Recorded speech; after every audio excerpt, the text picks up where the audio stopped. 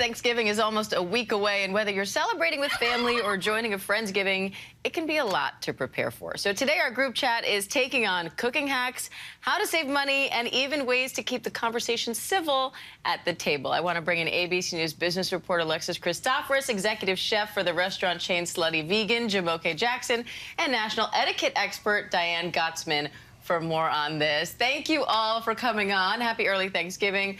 Alexis, I want to start with the money part because especially with inflation, we've seen grocery prices go pretty high. So how do you save when buying all the stuff you need for Thanksgiving? Go to the store with a shopping list so you don't get distracted is my #1 tip. And also, when you get there, choose fresh produce that's in season. That's going to be cheaper, especially this year. Canned string beans, pumpkins, pie filling, cranberries, they're all higher. Scale back the menu. You don't have to have 7 sides and 4 desserts. Use coupons and saving apps. I like Ibotta and Shopkick. They offer rebates and cash back. Use a cashback rewards card if you go shopping. And plan for leftovers because you can get a lot of meals out of Thanksgiving, and that'll save you some money as well. I love the distraction note, too. I often will do online pickup or online order because I know once I get in the aisles, it's game over. The next thing I know, it's like this. Jumoke, you're known to some as the Bishop of Biscuits. I am. I'm very happy to see you brought some biscuits today. Alexis and I are pumped about that.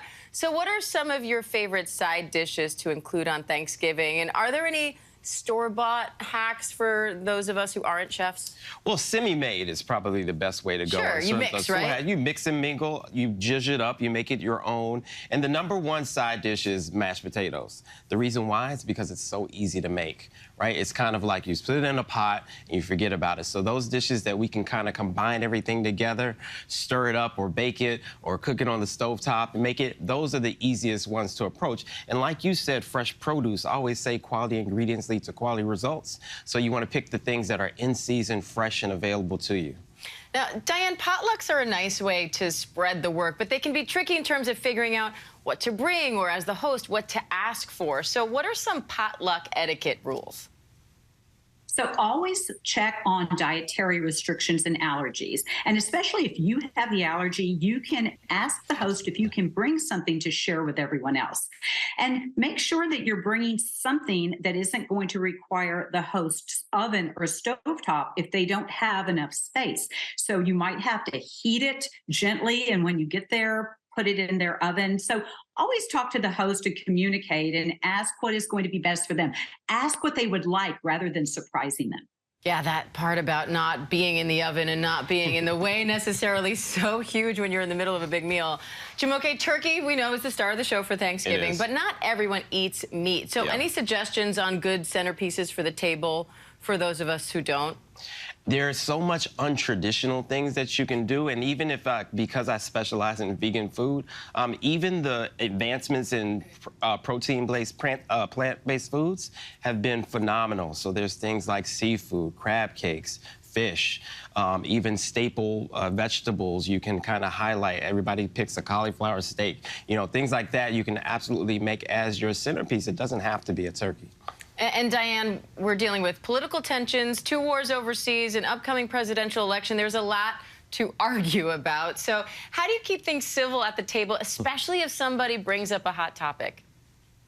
So I think we all have the responsibility, if we would like to change a conversation.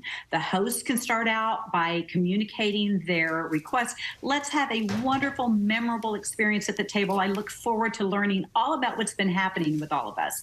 And if it turns ugly, then whoever's sitting next to that person or even the host can say, okay, guys, let's table this and let's talk about something more pleasant. So we have to be kind, polite, proactive, and it's not important for us to prove our point at the table. There's time and place, but not at the Thanksgiving table or holiday table.